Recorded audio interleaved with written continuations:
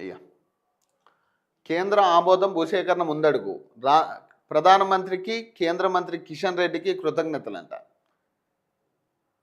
రంగారెడ్డి జిల్లా శంషాబాద్ మండలం రాయికుంట గ్రామంలో 100 పడకల ఈఎస్ఐ హాస్పిటల్ నిర్మాణానికి కేంద్రం ఆమోదం తెలిపింది. దీనికోసం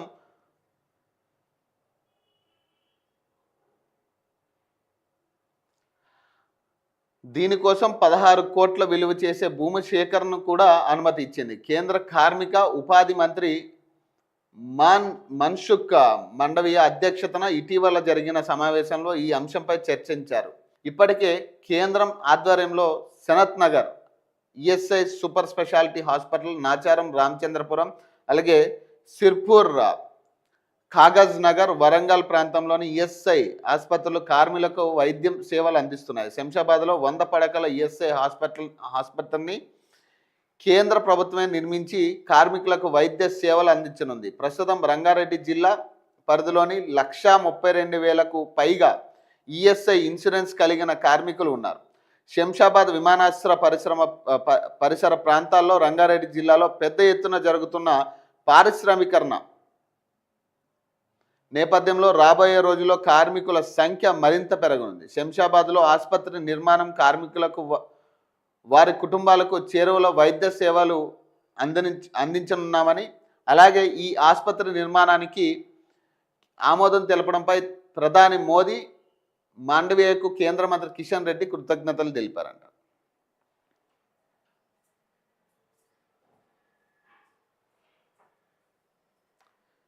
లీకులు ఇచ్చిన వాళ్ళు మెంటల్ గాలంట కిషన్ రెడ్డి అంటున్నాడు.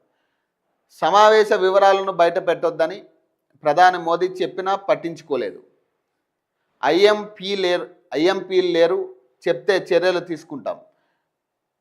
మీడియాతో ఇష్టాగోష్లో కిషన్ రెడ్డి 2036 ఒలింపిక్స్ అవకాశం భారత్కు దక్కేలా ప్రయత్నిస్తున్నామన్న కేంద్ర మంత్రి. ప్రధాని మోదీతో తెలంగాణ ఎంపీల భేటీ సంబంధించిన వివరాలు బయటకు పొక్కడంపై కేంద్ర మంత్రి కిషన్ రెడ్డి సీరియస్ అయ్యారు.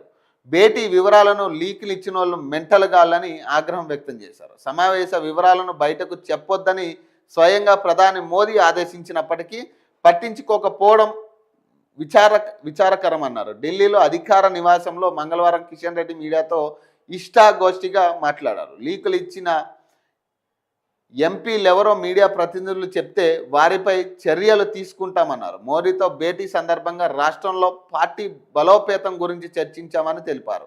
సాధారణంగా ఏ యాజమాన్యమైనా ఇంతకీ ఇదంతా ఎవరిదంటే బాధాపాపం మొన్న మొత్తం వీళ్ళందరినీ కూర్చోబెట్టి క్లాస్ పీకిండిగా ప్రధానమంత్రి. అసలు ఏం జరుగుతుంది తెలంగాణ రాష్ట్రంలో? అసలు కనీసం బీజేపీ ఉందా లేదా, ఎవరు పని చేస్తున్నారు, అసలు ఏం జరుగుతూ ఉందని మొన్న అందరికీ కూడా ఎంపీలందరికీ కూడా క్లాస్ పీకింది. ఆ విషయం ఏదైతే లీక్ అయిందో బయటికి, ఇది ఎవరు లీక్ చేసిర్రు అనేది కిషన్ రెడ్డి బాధపడు.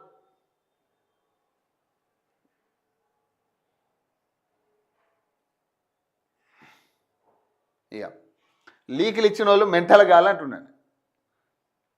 సంస్థ ప్రతినిధులతో సమావేశం అయినప్పుడు అభివృద్ధి గురించి ఎంత సీరియస్గా చర్చించిందో, తమ భేటీ సైతం అలాగే జరిగిందని ఓ మీడియా సంస్థ పనితీరును ఉదాహరిస్తూ చెప్పారు. సోషల్ మీడియాలో యాక్టివ్గా ఉండాలని మోదీ సూచించినట్లు తెలిపారు. బీజేపీ జాతీయ వర్కింగ్ ప్రెసిడెంట్గా నితిన్ సబిన్ నియామకంపై స్పందిస్తూ సాధారణ కార్యకర్త నుంచి అధ్యక్షుడి స్థాయి వరకు వెళ్లే అవకాశం ఒకటి బీజేపీలోనే ఉంటుందన్నారు. కాగా 2036 ఒలింపిక్స్ను భారత్లో నిర్వహించేందుకు కృషి చేస్తున్నామని కిషన్ రెడ్డి తెలిపారు. దేశంలో సాంప్రదాయ క్రీడలను ప్రోత్సహించేందుకు 792 జిల్లాల్లో ఖేలో ఇండియా కార్యక్రమాలు నిర్వహిస్తున్నట్లు చెప్పారు.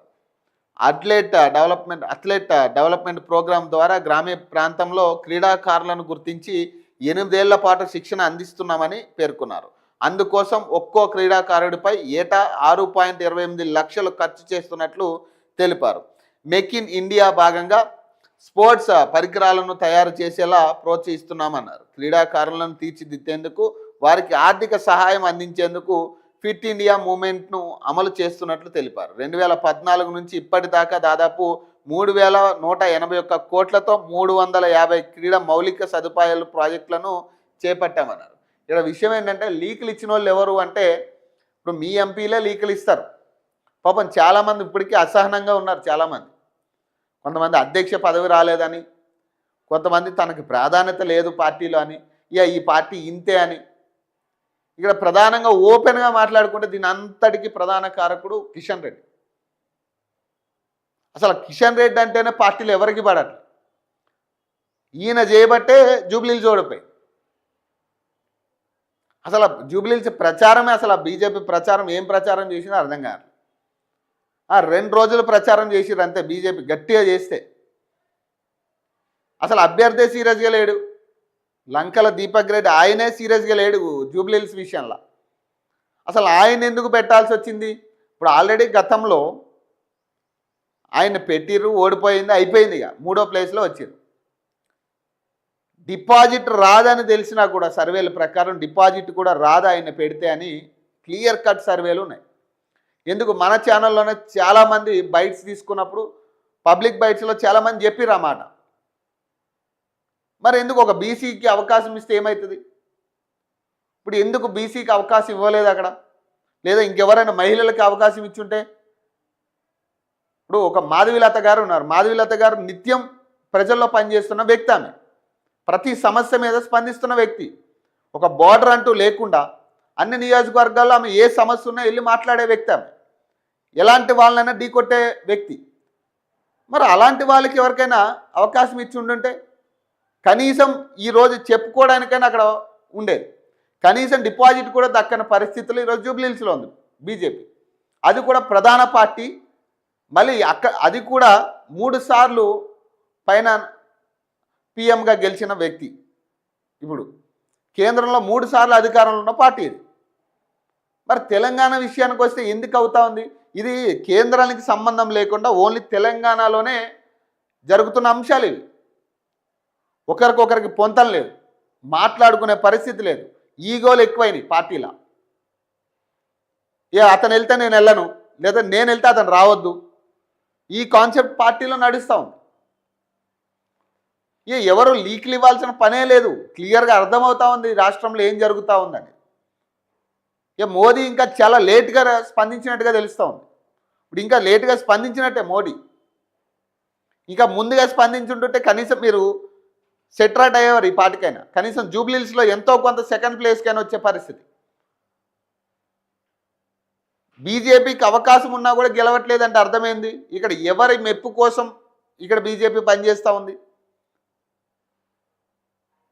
ప్రధానంగా దీని అంతటికీ కారణంగా కనపడుతుంది కిషన్ రెడ్డి. ఇది నా మాట కాదు, పార్టీలో చాలామంది మాట్లాడుతున్న మాట ఇది. కిషన్ రెడ్డి వల్లే బీజేపీ ఈరోజు ఈ పరిస్థితిలో ఉంది. ఆయన సొంత డెసిషన్స్ వల్ల, ఆయన చుట్టుపక్కల లేకపోతే ఆయనకి సంబంధించిన వాళ్ళలే ఉండాలనుకోవడం ప్రధాన నిర్ణయం. ఇంకొకళ్ళు ఎదగకూడదు మన ముందు అనే కాన్సెప్ట్ వల్ల కిషన్ రెడ్డి ఆ మైండ్ సెట్ వల్లే ఈరోజు తెలంగాణలో బీజేపీ పరిస్థితి ఇట్లా ఉంది. ఇంకో పక్క చీకోటి ప్రవీణ్ లాంటి వాళ్ళు ఉన్నారు. వాళ్ళు కూడా కనీసం ఏ సమస్య ఎక్కడైనా కానీ ఒక బోర్డర్ అనేది పెట్టుకోకుండా, ఒక లైన్ అది పెట్టుకోకుండా ప్రతి నియోజకవర్గంలో ఏ సమస్య ఉన్నా వాళ్ళు మాట్లాడేవాళ్ళు. నిత్యం మీడియా ముందు నిలబడేవాళ్ళు. ప్రతి సమస్య మీద మీడియాతో మాట్లాడేవాళ్ళు వీళ్ళందరూ. మరి ఇలాంటి వాళ్ళు ఎందుకు గుర్తించట్లేదు? మళ్ళీ ఇది ఇప్పుడు వాళ్ళు చెప్పుకోపోవాలని క్లియర్గా బయటకు కనపడుతుంది. మీడియా ముఖంగా మాకు తెలుస్తూ ఉన్న అంశం ఏంటంటే, కావాలని ఇది ఇంకొకళ్ళు ఎదగకూడదు, మనకు సంబంధించిన లేదా రెడ్డి సంబంధించిన లేదా ఇంకొకటో వేరే వాళ్ళు ఎదగొద్దు అనే కాన్సెప్ట్ ఇక్కడ క్లియర్గా అర్థమవుతుంది తప్పితే వేరే ఏం లేదు. ఇప్పుడు రామచంద్రరావు గారిని నామకా వాస్తే పెట్టినట్టుగా ఉంది అధ్యక్షులుగా. మొత్తం నడిపించేది కిషన్ రెడ్డి. రామచంద్రరావు గారి ఇన్వాల్వ్మెంట్ ఏముండట్లే. పాపం ఏదో 4 ఇనాగ్రేషన్సో లేకపోతే 4 ప్రెస్ మీట్లో పెట్టుకుని ఆయన నడిపేస్తున్నాడు. కానీ అసలు కనీసం బీజేపీ ముందుకు వెళ్ళడానికి నెక్స్ట్ స్టెప్ ఏమి అయిపోతున్నాం అనేది ఇప్పటికీ ఎవరికి క్లారిటీ లేదు. అంతే, ఒక ఉద్యమం వచ్చినప్పుడు అందులో మనం కూడా ఒక భాగస్వాములు అవ్వాలని సైలెంట్గా వచ్చి ఆ ఉద్యమంలో కూర్చోవడం, మళ్ళీ అంతే చేలో ఇక బీసీల ఉద్యమం వచ్చిందా బీసీల ఉద్యమంలో కూర్చోవాలా, లేదా ఏదైనా టెంపుల్ ఇష్యూ వస్తే టెంపుల్ ఇష్యూలో కూర్చోవాలా, లేకపోతే ఇంకోటి ఏదైనా ముస్లిమ్స్ ఇష్యూ వస్తే అక్కడ కూర్చోవాలి. అంతే. ఆ ఇష్యూ వచ్చినప్పుడే మాత్రమే బీజేపీ శ్రేణులందరూ కలిసి ధర్నాలు లేకపోతే నిరసనలు తెలుపుతా ఉన్నారు. తర్వాత ఏం చేస్తూ ఉన్నారు? మిగతా రోజుల్లో ఏంది పరిస్థితి? హిల్ట్ పాలసీ మీద ఇంత జరుగుతూ ఉంది, కనీసం దీని మీద ఒక బీజేపీ ఎంపీ మాట్లాడలేదు ఈరోజు. భూదందాలు జరుగుతూ ఉన్నాయి, బీసీలకు అన్యాయం జరుగుతూ ఉందని ఇక్కడ మొరపెట్టుకుంటున్న ఎంపీ ఒక్కడు కూడా పార్లమెంట్లో మాట్లాడలేదు. మరి ఏంది ఇది? అంటే తెలంగాణకి ఇంకేం వద్దు. ఇక మీరు మీ దోస్తులు సెట్గా ఉంటే జాలిగా, వాళ్ళు సెట్ రైట్ అయితే చాలు, మన దోస్తులు మంచిగా ఉంటే చాలు అనుకునే పరిస్థితిలో ఉన్నారు ఈరోజు ఎంపీలందరూ కూడా. ఈ పార్టీని తిట్టొద్దు, ఆ పార్టీని తిట్టొద్దు, ఏమో రేపు ఏం అవకాశం వస్తుందో తెలియదు అనే టైప్లో ఉన్నారు ఇప్పుడు అంతా. బీజేపీలో ఉన్న నాయకులంతా కూడా, నాయకత్వం మొత్తం పని చేసే వాళ్ళకేమో అవకాశం ఇవ్వట్లే. పని చేయాలి, నిజంగా పని చేసే వాళ్ళకి ఎవరికి అవకాశం లేదు. కామారెడ్డి ఎమ్మెల్యే వెంకటరమణారెడ్డి ఉన్నారు, ఆయన ఓపెన్గానే చెప్తా ఉన్నాడు. పార్టీని సహకారం లేకుండా ఆయన మాత్రం ఎంతగానో మాట్లాడే పరిస్థితి ఉంటుంది. సీరియస్గా పార్టీ సహకరించాలి కదా. ఏదైనా ఒక అంశాన్ని ముందు పెట్టినప్పుడు, ఒక ఎమ్మెల్యేగా ఎవరైనా ఒక అంశాన్ని ముందు పెట్టినప్పుడు దాని మీద సీరియస్గా కొట్లాడడానికి పార్టీ సపోర్ట్ ఉండాలి ఖచ్చితంగా. హైడ్రా అంశాల మీద ఎక్కడెక్కడ ఎన్ని భూములు ఎక్కడెక్కడ కబ్జాలు జరిగాయి, ఏ ఫ్యాక్టరీస్కి ఆ భూములు కేటాయించారు అనేది క్లియర్గా ఆయన ఒక పీపీటీ రూపంలో ఒక ప్రజెంటేషన్ ఇవ్వడం జరిగింది ఆయన ప్రెస్ క్లబ్లో. దాని ఉపయోగం ఏది? ఎవరు పట్టించుకున్నారు? బీజేపీ నాయకులకి అంతే. హైడ్రా 4 రోజులు ఇక హడావడి చేశారు బీజేపీ. ఒక్కొక్క ఎంపీ ఒక్కొక్క చోటకు పోయారు, ఒక్కొక్క కేంద్ర మంత్రి ఒక్క చోటకు పోయిండు. ఇక అందరూ హడావడి చేసారు హైడ్రా కూల్చివేతలు జరిగినప్పుడు. ఇక మరి తర్వాత ఏమైంది? న్యాయం జరిగింది ఎవరికైనా? సరే మీరు వెళ్ళిర్రు, న్యాయం ఏమైనా జరిగిందా? న్యాయం చేసిర్రు ఎవరికైనా? ఇల్లు కోల్పోయిన వాళ్ళకి ఏమన్నా ఇల్లు ఇప్పించిర్రా? లేదా కేంద్ర మంత్రి నిధుల నుంచి ఏమన్నా ఇల్లు ఇప్పించిర్రా వాళ్ళకి? ఏం లేదు. మరి ఎట్లా న్యాయం చేసినట్టు? మీరు వెళ్ళి మాట్లాడితే కాదు కదా, అది కేవలం మాట్లాడొస్తే కాదు కదా, అక్కడ న్యాయం జరగాలి కదా. ఇల్లు కోల్పోయిన వాడికి న్యాయం జరిగేదాకా కొట్లాడాలి మీరు. అసలు మెయిన్ ప్రాబ్లమే కిషన్ రెడ్డి ఇక్కడ. ఇప్పుడు కిషన్ రెడ్డే పాపం సీరియస్ అవుతా ఉన్నాడు పాపం, ఎందుకంటే ఏం జరుగుతుందో తెలియట్లేదు. ఇప్పుడు వీళ్ళందరూ మరి కిషన్ రెడ్డి గురించి కూడా చెప్పి ఉండొచ్చు, ఏం చేస్తున్నావే నువ్వు రాష్ట్రంలో అని. అది ఎక్కడ బయటపడుతుందేమో అని ఇప్పుడు భయం కిషన్ రెడ్డికి. ఇప్పుడు కనీసం ఇప్పటికైనా చక్కదనం తెచ్చుకుని పార్టీకి పనిచేసేటోళ్ళు ఎవరు, పార్టీకి పనికొచ్చేటోళ్ళు ఎవరు, ఎవరిని పెడితే పార్టీ ముందుకెళ్ళే పరిస్థితి ఉంటుంది, ఎవరిని పెడితే నెక్స్ట్ మనం సెకండ్ ప్లేస్కి వచ్చే ఛాన్స్ ఉంటుంది.